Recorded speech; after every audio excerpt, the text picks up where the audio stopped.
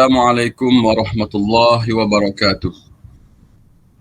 Bismillah walhamdulillah wassalatu wassalamu ala sayyidina Rasulillah sallallahu alaihi wa ala alihi wa man tabi'ahu wa nasarahu wa walah wa ba'd.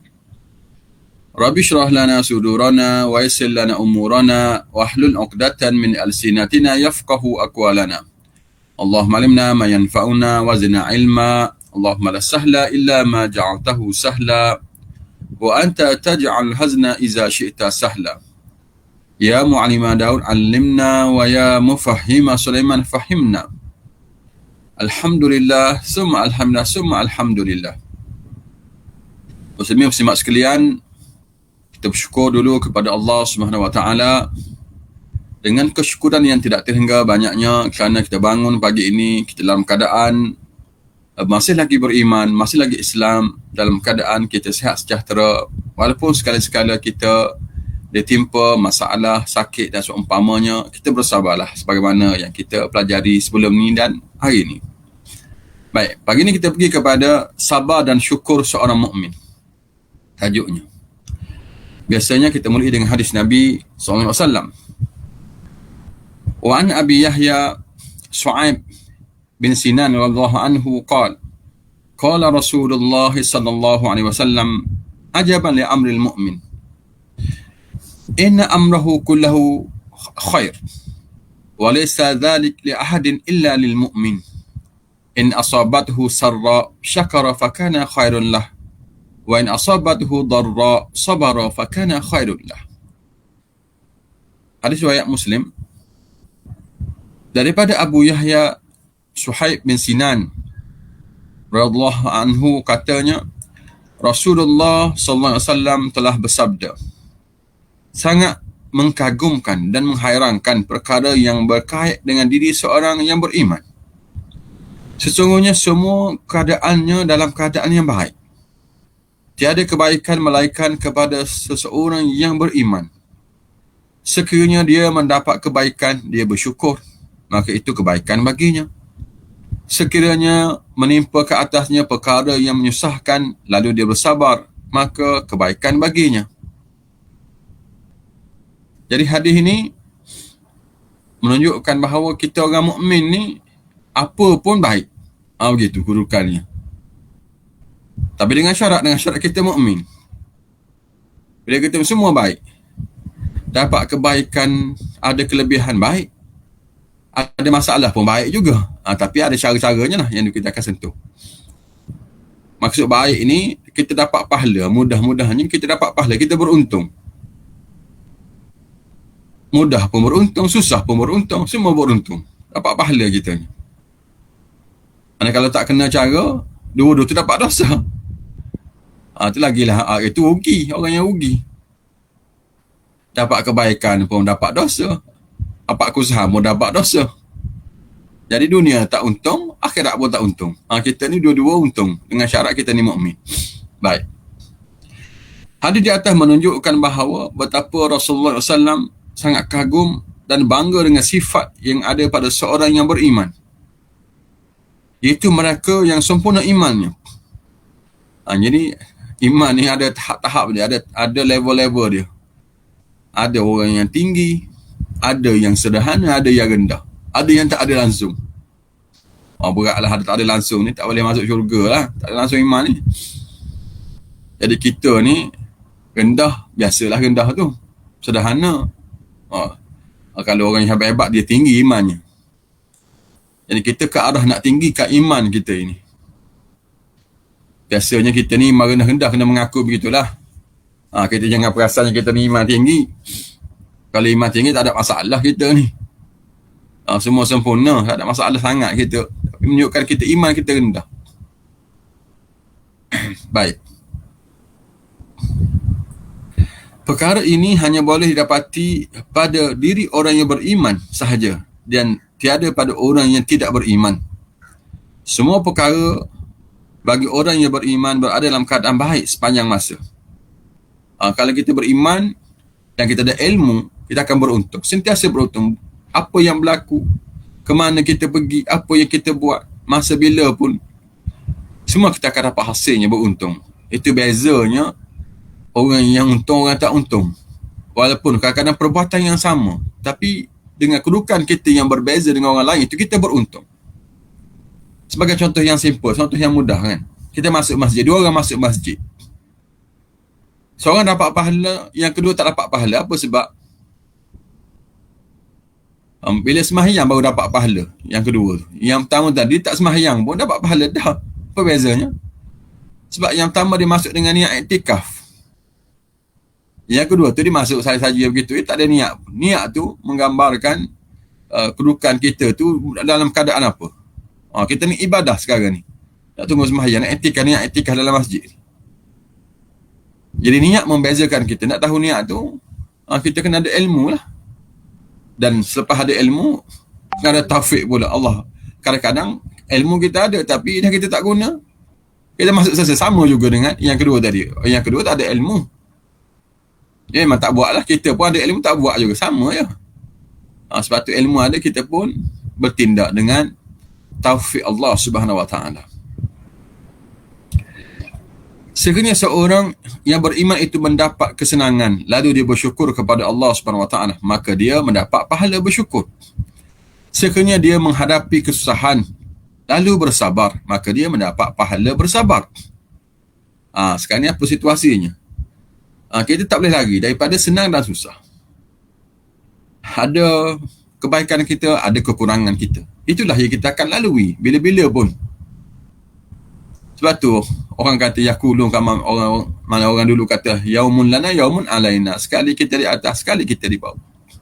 Sekali kita senang, sekali kita susah. Itulah dunia. Namun dunia, dia berpusing, dia berputar. Kita pun berputar juga kedudukan kita. Sebab tu bila kita di atas, jangan lupakan orang di bawah.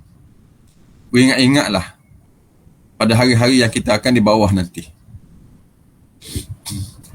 Jadi bila kita dalam mendapat kelebihan, maka kita bersyukur. Dapat kesenangan, kita bersyukur. Bersyukur macam mana tu? Alhamdulillah. Paling kurangnya Alhamdulillah. Ingat kepada Allah Subhanahu Wa Taala. Ingat, apa yang kita dapat itu Allah yang bagi. Kesenangan itu Allah yang bagi, datang daripada Allah. Jadi beza kita dengan orang yang tidak beriman. Dia akan kata, dapat apa-apa, dia kata, ni lah penatlah usaha aku sama ni, dapat rumah sebiji. Lama dah bekerja, boleh beli rumah, boleh beli kereta besar dah. Dapat beli kereta besar sebiji. Itu cara orang Melayu biasa. Orang Melayu yang beriman, dia akan kata apa? Alhamdulillah. Bersyukur pada Allah. Dah bekerja lama-lama ni, dapat belilah kereta masa besar sikit lah. Sebiji je. Dapat beli rumah ke. Itu beza kita. Ataupun dia kata lain, cara nak bersyukur lain, ucapannya dah ucapan lah. Dia syukur ni boleh pergi dengan ucapan, boleh pergi dengan hati, boleh pergi dengan perbuatan kita. Ada 3 cara untuk kita menunjukkan kesyukuran kita kepada Allah Subhanahu Wa Taala. Ucapan yang lain kita kata hadza min fadli rabbi liyabluwani aashkur am akfur. Ni panjang sikitlah. Ataupun kita jawab dalam bahasa Melayu boleh. Ni nak uji aku ni, Allah nak uji aku. Bila orang kata, dapat kata baru lah. Boleh beli kata baru dia. Kita berkata hadza min fadli rabbi. Ni kelebihan Tuhan aku ni. Kelebihan dia beri pada aku. Liyabluwani, nak uji aku. Sama ada aku bersyukur ataupun aku kufur. Kan hebat jawab macam tu kan. Ada ilmu jawab begitu tu. Tinggi iman dia tu. Dia tak kata, itulah kerja berapa puluh tahun. 20 tahun dah kerja, tak boleh beli. Beli lah sebiji. Tu cakap-cakap biasa. Itu setakat Melayu biasa. Setakat Bugis biasa. Setakat Jawa biasa. Orang Jawa ni pun ada bahasa dia jugalah. Tak boleh kata macam mana pun bahasa Jawa dia lah. Baik, bila ditimpa masalah. Orang beriman dia akan bersabar. Dia akan bersabar. Kalau orang tak beriman, bukan setakat tak bersabar, dia marah balik, dia kutuk balik, dia hina atau dia maki. Dia maki orang lain, tahan lagi. Ada yang maki Allah Subhanahu Wa Taala. Allah pun dia maki, Allah pun digeram ke Allah Subhanahu Wa Taala bila dah ditimpa musibah ni. Kenapa Allah hukum dia macam ni? Apa yang tak kena? Jangan-jangan ada yang sanggup melawan Allah pula, mencabar Allah. Dia dapat tahap kekufuran. Allah nak bagi pahala kepada dia, tiba-tiba macam tu kadar penerimaannya, maka rugilah dia. Jadi kita orang beriman, musibah yang menimpa kita itu, kita bersabarlah. Itu level yang habis dah tu habis dah. Mana selepas bersabar tak ada dah. Cuma bagi siapa yang nak tinggi lagi, dia boleh pilih. Dalam kelas-kelas subuh kita ataupun kelas-kelas kita yang lalu kita dah biasa sebut level dalam kita menghadapi masalah yang menimpa kita. Begitu juga dengan kita melaksanakan amal ibadah sebenarnya. Dia ada 3 level. Kita melakukan sesuatu, sama ada kesenangan yang menimpa kita atau kesusahan menimpa kita itu, tengok kedudukan kita ni level mana. Level bersabar ni tinggi dah. Bukan calan-calan, nanti kita akan nyatakan itu. Dalam pembacaan kita buku ini, dia akan sebutkan sepatah lalu. Saya sebut di awal ini, ada 3 level. Level yang pertama sekali lebih tinggi lagi sebenarnya daripada sabar itu. Level syukur, dia lebih tinggi. Kita sembahyang dalam keadaan kita bersyukur. Kita ditimpa masalah pun dalam keadaan kita bersyukur. Itu level tinggi. Ditimpa masalah bersyukur, iya, boleh. Siapa yang mahu, tapi tidaklah dimestikan sebab tu dia pilihan. Katakanlah orang tanya, apa khabar? Kita sihat, kita tak sihat sebenarnya, demam. Kita berkata, saya demam, alhamdulillah. Oh, syukur. Dia kata, alhamdulillah dia demam. Kami dapat berita yang rumah kamu tu terbakar kat dapur. Alhamdulillah. Terbakar, alhamdulillah, bukan innalillah. Tak apa, dia pilih untuk bersyukur. Itu contohnya. Itu level yang paling tinggi. Dia bersyukur dengan apa yang berlaku. Yang kedua, dia reda dengan apa yang berlaku. Itu level yang kedua, reda dengan apa yang berlaku. Tak apalah, Allah takdirkan macam tu, reda je lah. Yang ketiga, sabar, as-sabir. Barulah jadi orang bersabar dengan apa yang berlaku. Kesabaran. Itu level paling lepas pada sabar tak ada dah. Jadi kita duk bincang pasal sabar ni tinggi, dah hebat dah tu. Sabar bukan main-main. Kedudukan yang maha tinggi, Allah bersama dengan orang yang sabar. Kita dah sebut selalu itu. Rupanya daripada sabar lebih lagi ada yang lebih tinggi lagi, iaitu orang yang radhi, orang yang reda, orang yang syakir, orang yang bersyukur. Lebih tinggi daripada orang yang sabar. Cuba tengok dari segi kita melaksanakan amal ibadah pun. Ada 3 level ni juga. Katakanlah nak bangun subuh tadi kan. Kita ni level yang mana? Level syakir, orang yang bersyukur, level radhi, ataupun level sabir. Dia ada perbezaan. Orang yang syakir, orang yang bersyukur ni, dia bangun lebih awal. Dia suka, dah dia bersyukur, orang yang bersyukur. Dia bangun lebih awal. Lambat lagi subuh, dia bangun dah. Bersedia untuk solat subuh ni. Tanda dia golongan yang bersyukur. Dia sangat suka sangat-sangat. Berseri-seri dia. Menanti nak menunggu-nunggu untuk solat. Adakah kita termasuk? Kalau termasuk, alhamdulillah. Takut tak termasuk gitu. Orang yang reda, radhi, bila dah azan subuh tu, bangunlah dia, dah reda je lah. Dah waktu dia dah. Kena sembahyang, reda. Tak kata apa dia. Dia tengah-tengah. Orang yang sabir, orang yang bersabar, ni pun hebat dah. Kalau boleh aku nak tidur lah kalau boleh. Tapi kena bangun juga, bersabar je lah. Orang bersabar je, tengok bersabar je lah. Bangun juga dia, agak okey. Bagus lah tu. Kalau ikut hawa nafsu, dia nak tidur lagi. Dah hari cuti pula ni. Dah PKP tak ke mana lagi ni. Baik tidur lah. Tapi dah kena bangun, sabar juga. Bangun juga. Okey, bagus lah tu. Jadi kita boleh tengok, dalam amal ibadah kita berada pada level yang mana. Kita baca Quran pun sama. Adakah kita kerana kita ni, tak apalah aku kena baca Quran, bacalah juga. Tu sabar baru. Takkan sabar. Ataupun kita kata, kena baca Quran, kita orang Islam, kena baca lah. Baru reda baru. Ataupun yang jenis yang pertama tadi. Aku nak jadi orang yang dekat dengan Allah. Allah suka baca kitab dia. Aku nak baca lah. Suka aku baca Quran. Tu orang yang syakir. Orang yang bersyukur. Jadi kita level mana? Boleh level sabar pun okey. Ini kita bahaskan tinggi dah tu. Cuma siapa yang nak lebih tinggi lagi, bolehlah pindah kepada level yang radhi, level yang syakir. Baik. Tersambung lagi, antara kisah yang menggambarkan sifat syukur dan sabar seorang hamba kepada Tuhannya ialah kisah Nabi Ayub alaihissalam yang disebut dalam Al-Quran. Ini antara contoh yang paling antara yang tertinggi lah. nak cerita pasal sabar dan syukur ni, kisah Nabi Ayub terus dengan isteri dia. Tak dalam Quran dia kata apa? Firman Allah Subhanahu wa taala. Wa ayyuba iznada rabbahu anni massani ad-dur wa anta arhamur rahimin fastajabna lahu fakashafna ma bihi min dhurrin wa atainahu alahu wa mislahum ma'ahum rahmatan min indina wa dhikra lil 'abidin.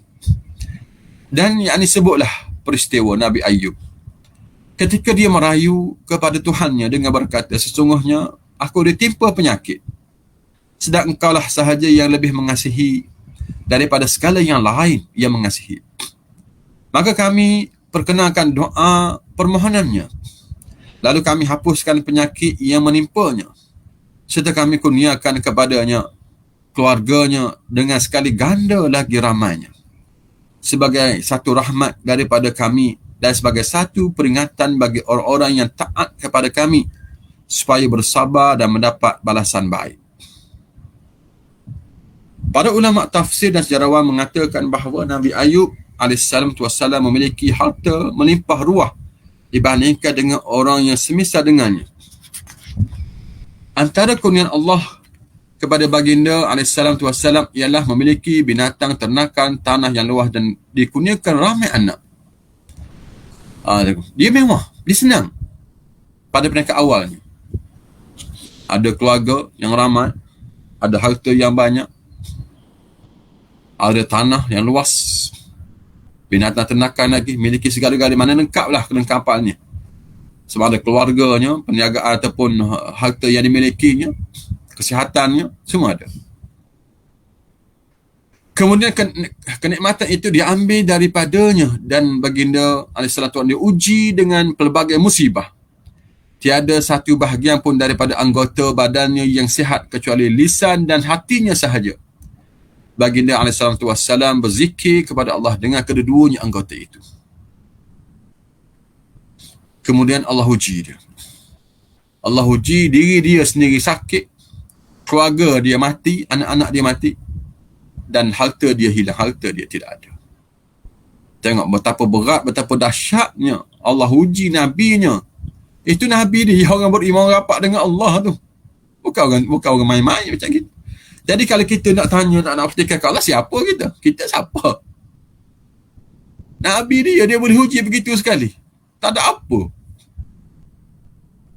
Bagi Allah Subhanahu Wa Taala, dunia tak ada apa, tak ada nilai bagi Allah. Dia boleh uji, dia boleh bagi, dia boleh ambil daripada sesiapa pun.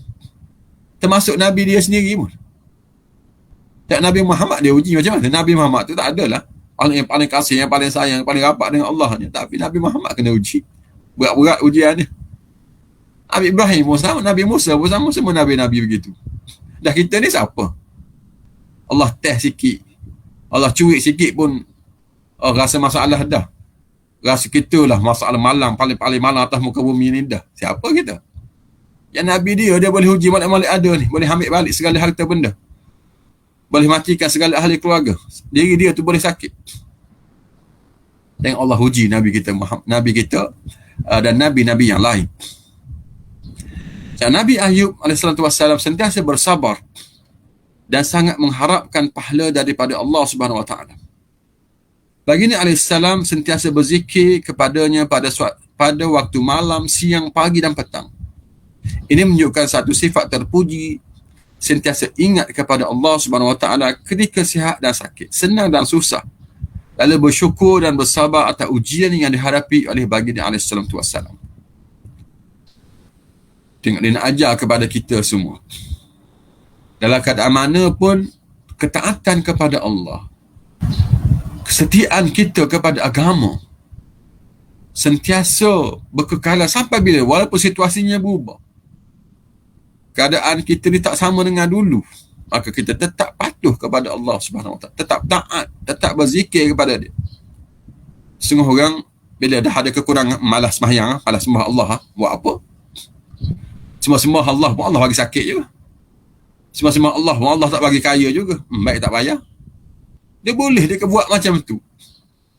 Dan saya dengar dah bila baru ni saya duduk dengar orang duduk sembang-sembang tu pasal apa, pergi sembahyang pun ataupun sembahyang pun sakit juga. Baik tak payah sembahyang, sama je. Orang semahyang, orang tak semahyang ni sama kena sakit. Baik tak payah semahyang. Dia boleh jawab, boleh ada orang berfikir demikian rupa. Macam mana? Macam nak jawab kalau orang kata macam tu? Saya jawablah ketika tu nya. Orang yang semahyang dah kena sakit, dia selamat dah. Paling kurang selamat akhirat. Dunia tak selamat pun. Selamat akhirat dia tak semahyang. Tapi orang yang sakit, lepas tu tak semahyang, dunia tak selamat, akhirat tak selamat. Akhirat masuk neraka. Dah tak semahyang. Dia ingat destinasi kita di dunia ni saja ke? Kita ada dua kan? Kita nak selamat dunia, selamat akhirat. Jadi orang jenis macam ni tak selamat dua-dua. Paling kurang orang semahyang tadi, dia selamat akhirat. Dia tak selamat di sini pun. Cuma kita nak kalau boleh selamat dua-dua, dah tak boleh. Tak kata apa. Sebab itu bukan kerja kita usaha je lah. Baik. Nabi Ayub AS menderita penyakit yang kronik sehingga teman-temannya menjauhinya. Begitu juga orang-orang ramai merasa jijik. Akhirnya baginda AS diusir keluar daripada daerahnya, dibuang keluar kampung halamannya sehingga orang ramai tidak mahu berhubung dengannya. Tak begitu sekali diuji. Bukan setakat itu. Dia dihalau keluar daripada kampung halaman tempat tinggalnya. Dan orang ramai tak nak berhubung dengan dia. Kata sial. Pembawa sial. Takut berjangkit pada orang lain. Takut orang lain pun sial. Jadi miskin, jadi susah, jadi sakit macam dia, jadi mati. Ahli keluarga macam dia juga. Lalu dia halau keluar daripada kampung halaman. Tiada seorang pun yang mahu mendekati Nabi Ayub AS melainkan isterinya. Satu-satunya orang yang berusaha memenuhi segala keperluannya.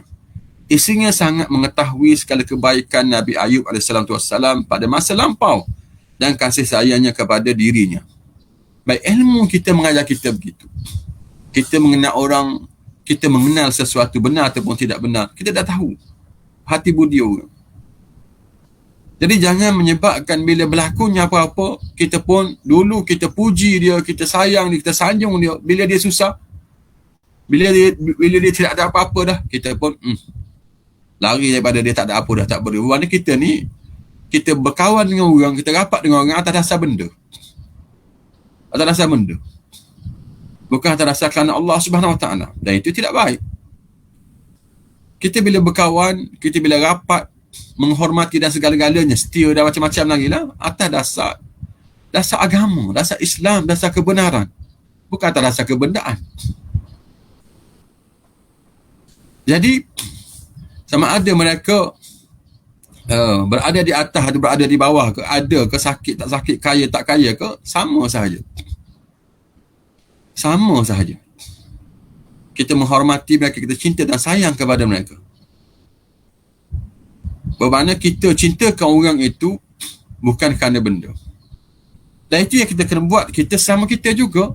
Sama kita. Sama jiran-jiran kita, teman rakan-rakan karib kita, kaum kerabat kita. Dan itulah dia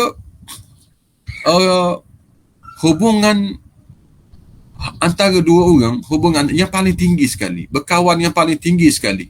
Persaudaraan yang paling tinggi kedudukannya. Persaudaraan yang tanpa sebab.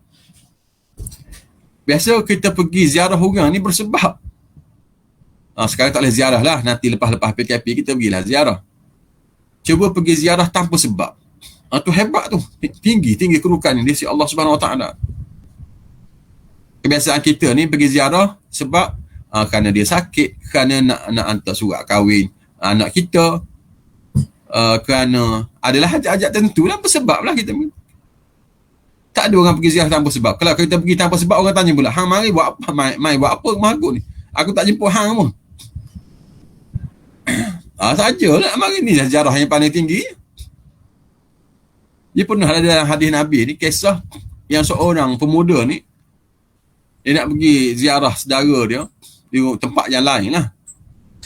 Sehingga Allah hantar malaikat pergi tanya dia, kamu nak ke mana? Dia kata dia pergi nak pergi ziarah orang, saudara kawan. Apa atas dasar sebab apa? Dia kata tak ada sebab apa, hanya kerana Allah. Betul sungguh, kerana Allah. Dia kata betul sungguh, tak ada sebab apa-apa.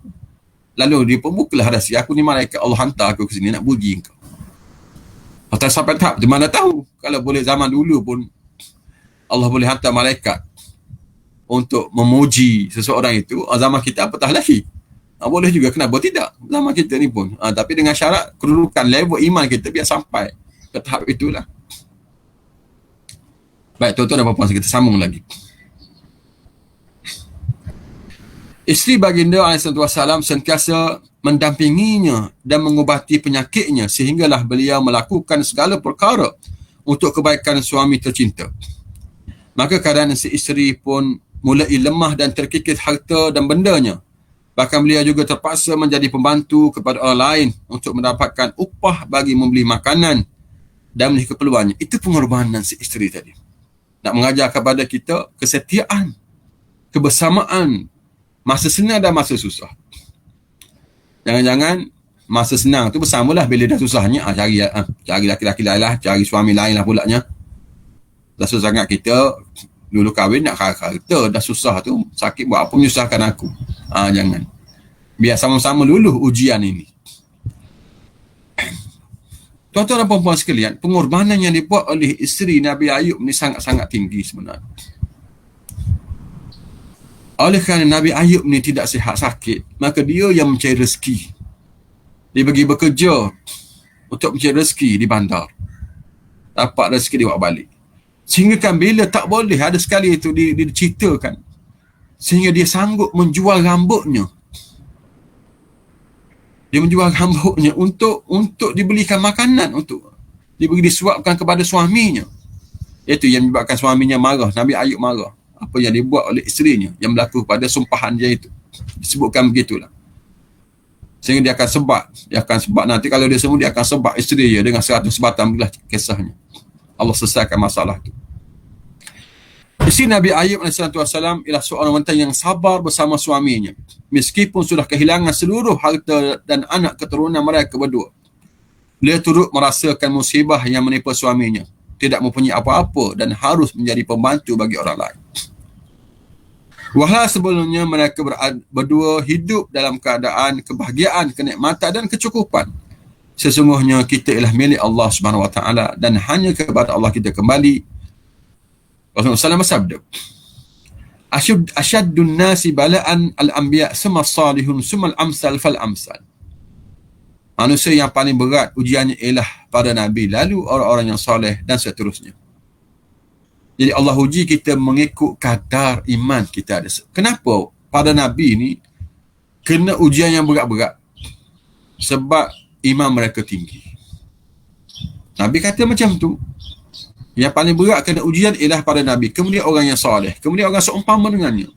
Jadi bersedia orang yang soleh akan diuji. Jadi kita diuji ni, insya-Allah lah kita ni baik, kita ni soleh. Sebab tu Allah uji pun kena luluh lah. Tu je Allah uji ni. Allah nak mereka peringkat yang lebih tinggi. Allah uji kita ni. Allah uji kita dengan masalah ni. Dah kita layak dah untuk diuji. Allah ujilah. Bila Allah uji, biar lulus lah ujian tu. Jangan tak lulus. Yang bila uji, sepatutnya kita peringkat lebih tinggi, jadi rendah daripada dulu. Jadi ujilah ujian. Jadi Allah nak buat tu supaya kita lebih tinggi, lebih bersyukur pada dia, ataupun paling kurang lebih bersabar. Maka kita akan dapat kedudukan yang tinggi. Dah kalau kita tak sabar, buat apa yang cara yang tidak sepatutnya, jadi kita fail, kita gagal. Kita tak termasuk golongan yang soleh. Pergi peringkat lebih bawah lagi dengan ujian itu, dengan perkasaan itu. Baginda SAW juga bersabda, Yubtala raju ala hasabi dinihi fa in kana fi dinihi salabah zida fi bala'i. Seorang itu diuji sesuai dengan tahap keteguhannya pada agamanya. Jika pegangan terhadap agamanya benar-benar teguh, maka akan semakin ditambah ujiannya. Makin kuat iman, makin kuat agama seorang itu, makin kuat ujiannya. Patu alim ulama, para nabi, orang-orang yang soleh, ujian mereka cukup kuat. Tapi mereka lulus. Kita ni yang soleh sekali-sekala, yang baik sekali-sekala ni yang masalah ni.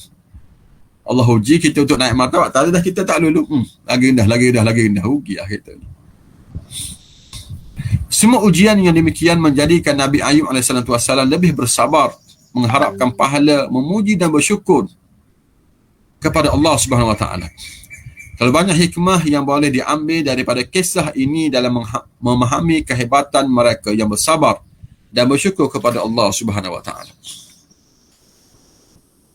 Hadis yang dinyatakan oleh Rasulullah SAW pada awal bab menunjukkan bahawa orang-orang yang beriman itu sentiasa berada dalam keadaan yang baik serta mendapat pahala dan kurniaan daripada Allah Subhanahu Wa Taala. Mereka ini ketika berada dalam keadaan yang susah mendapat pahala. Malah ketika berada dalam keadaan yang senang juga turut mendapat pahala. Perkara ini terjadi apabila seorang yang berada dalam keadaan yang senang itu bersyukur dan dikurniakan pahala disebabkan dia bersyukur. Itulah yang kita mahu. Tuan-tuan dan puan sekalian, kita susah dapat pahala, kita senang pun dapat pahala. Kita senang, kita bersyukur, alhamdulillah. Bila kita susah, kita bersabar. Alhamdulillah, kita bersabar. Dan saya dah sebut peringkat awal tadi, kalau kita nak bersyukur dalam keadaan kita susah pun, itu lebih tinggi. Peringkat lebih tinggi. Siapa yang mau silakan? Tak semestinya. Itu pilihan. Sebab tu syukur lebih tinggi sebab dia pilihan. Sabar tu kewajipan. Paling kurang sabar. Itu dah last sekali. Macam mana kita bersyukur bila kita ditimpa musibah? Kita bersyukur atas dasar dua sudut. Pendengar baik-baik. Adakah bermakna kita suka apa yang berlaku? Itu bukan begitu maksudnya. Kita bersyukur ni di atas dasar dua sudut. Sudut yang pertama, nasib baik aku sakit ni demam je. Yang lain okey je. Tak ada pening, tak ada apa, demam je. Yang lain tak sakit, tak adalah kebah-kebah, tak ada apa. Cuma demam je. Alhamdulillah ala kulli hal, syukur pada Allah. Nasib baik yang terbakar tu dapur je. Dapur je belakang, tak semua rumahnya. Bahagian dapur je terbakar. Alhamdulillah. Dari sudut itu syukurnya. Bukan suka apa yang berlaku. Baik, yang kematian, yang aksiden kematian tu nasib baiklah kereta yang kena, tak ada mati. Tu sebab tu bersyukur. Kamu suka ke berlaku kemalangan? Tidaklah maknanya. Alhamdulillah maksudnya kereta je yang beratnya, ahli keluarganya selamat. Alhamdulillah. Dari sudut itu kita bersyukurnya. Yang kedua, sudut yang kedua. Sudut yang kedua kita bersyukur sebab tidakkah bila musibah yang menimpa kita, kita menerimanya, kita bersabar paling kurang itu, kita akan dapat pahala satu, dihilangkan satu dosa dua, diangkat satu darjat tiga. Tiga benda free kita dapat. Padahal Allah bagi kita susah. Dan kalau kita boleh menerimanya, kita akan dapat tiga ganjaran. Tiga faedah. Dapat satu pahala, hilang satu dosa, diangkat satu darjat. Jadi kita patut kita bersyukur. Ni siapa yang mahu. Siapa tak mahu silakanlah. Macam paling kurang, paling low class. Low class pun tinggi kedudukannya. Low class level-level yang hebat ni. Paling tinggi yang bersyukur. Paling yang kedua redha. Yang ketiga sabir. Orang yang bersabar. Itu pun dah tinggi di sisi Allah Subhanahu Wa Taala. Jangan selepas daripada sabar tak ada level lagi dah. Itu no class. Itu no class. Baik. Tambahan pula, apabila seorang itu berada dalam keadaan yang susah tetapi masih boleh bersabar, maka dikurniakan pahala disebabkan dia bersabar. Sesungguhnya bersyukur itu lebih afdal daripada bersabar. Syukur lebih tinggi daripada lebih afdal daripada bersabar. Kenapa lebih tinggi? Sebab sabar itu mesti. Sabar, syukur itu ikhtiari, dia pilihan. Siapa yang nak silakan, siapa yang tak mampu, sabarlah. Ramai orang yang boleh bersabar, tetapi amat jarang orang yang boleh bersyukur. Hal demikian kerana kebiasaannya apabila seorang itu telah senang, pasti dia akan mudah lupa. Jarang sekali orang yang senang tetapi tidak lupa, iaitu bersyukur dengan nikmat Allah Subhanahu Wa Taala. Oleh itu, kelebihan bersyukur lebih besar daripada kelebihan bersabar. Dan dari sudut yang lain, nak banding dengan orang ramai, apa yang berlaku, sabar dengan syukur ni, sabar lebih ramai daripada orang bersyukur. Dari segi statistik, dari segi jumlah ramai orang pula. Sebab syukur levelnya tinggi, lebih tinggi daripada bersabar. Ramai orang bersabar, kira sabar ni susah dah kan, kita tengok kan, susah dah dia tu. Tapi nak dibandingkan dengan syukur, lagi sikit orang bersyukur. Sebab kalau kita nak tengok orang bersyukur ni, ada sungguhnya, tak ada masalah kita kalau ramai orang bersyukur. Dan syukur bak hartanya. Sudah cukup dah. Kita semua ni tak ada orang susah lah. Pakat derma RM1 seorang pun dah kaya-raya dah. Masyarakat Islam ni boleh buat macam-macam dah. Kalau derma RM1 je, kita ada berapa juta umat Islam. RM1 sebelah, sikit tak jatuh miskin kita derma RM1 ni. Tak jatuh miskin kita semua. Kalau kita sepakat lah, tak ada penipuan, tak ada apa, semua orang bagi. Semua pakat bagi. Dah kalau kita ada 10 juta orang Islam sahaja, bagi RM1 dah 10 juta. Kalau bagi RM10, bayangkanlah.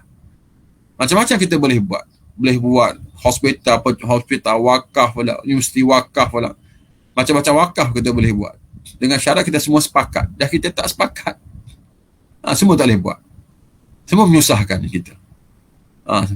Dah kita duduk bergaduh balas sama sendiri. Kita tak sepakat. Bila tak sepakat, itulah hukuman pada kita ni. Kita akan dihinakan oleh Allah Subhanahu Wa Taala. Baik. Kedua-dua sifat sabar dan syukur mempunyai kelebihan tersendiri. Orang yang bersyukur dan bersabar memiliki kelebihan. Akan tetapi kelebihan bersyukur lebih tinggi dibandingkan dengan kelebihan bersabar. Ini disebut dalam Al-Quran dan juga hadis Nabi SAW. Baik, kita pergi kepada pengajaran hadis ini. Keseluruhan kehidupan orang beriman itu baik dan dikurniakan pahala yang besar dari Allah Subhanahu Wa Taala. Ketika diberikan kesenangan, mereka bersyukur, dan apabila ditimpa kesusahan, mereka bersabar. Ingat, orang beriman baik semuanya. Dengan syarat orang beriman lah. Kalau tak beriman, tak ada kita. Orang beriman dapat kelebihan pun baik, dapat kekurangan pun baik. Dapat kelebihan dia bersyukur, dapat masalah dia bersabar. Dua-duanya dapat pahala. Seseorang yang sentiasa bersyukur tanpa mengira keadaan senang atau susah akan dilimpahkan dengan pahala syukur. Kelebihan bersyukur adalah lebih besar daripada kelebihan bersabar. Tengok, orang yang bersyukur, dia sama ada dia senang ataupun susah. Kita dah sebut dah tadi. Dia akan dapat pahala lebih tinggi daripada orang yang bersabar. Masa senang dia bersyukur, masa susah pun dia bersyukur juga. Dia nak bersyukur. Itu hak dia. Itu terpulang kepada dia. Kesusahan dan kesenangan akan diharungi dengan baik oleh orang beriman apabila mereka reda kepada Allah Subhanahu Wa Taala. Baik, kita ada 3 level itu. Senang dan susah kita hadapi dengan sama ada kita bersyukur, sama ada kita ni reda, sama ada kita bersabar. Jadi yang mana satu? Itu pilih sendirilah. Tanya diri kita nak level yang mana. Level bersabar pun dah okey. Sudah okey, sangat-sangat okey dah. Kita dah tengok kelebihan kan. Allah pilih orang bersabar ni pun. Semua nak peringkat lebih tinggi lagi, kita jadi golongan yang reda dan golongan yang syakir. Golongan yang itu lebih tinggi daripada ini. Kepribadian yang ditunjukkan oleh Nabi Ayub AS menggambarkan ketinggian pengorbanan dan kesabaran dalam mengharungi kesusahan tanpa mengalah terhadap ketentuan Allah Subhanahu Wa Taala. Kita cerita-cerita dalam Quran ni kita kena ambil tiru.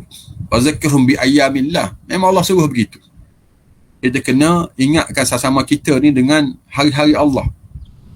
Apa yang berlaku zaman dulu, peristiwa-peristiwa besar, peristiwa-peristiwa hebat. Kita ambil pengajaran daripada mereka itu untuk kita tiru.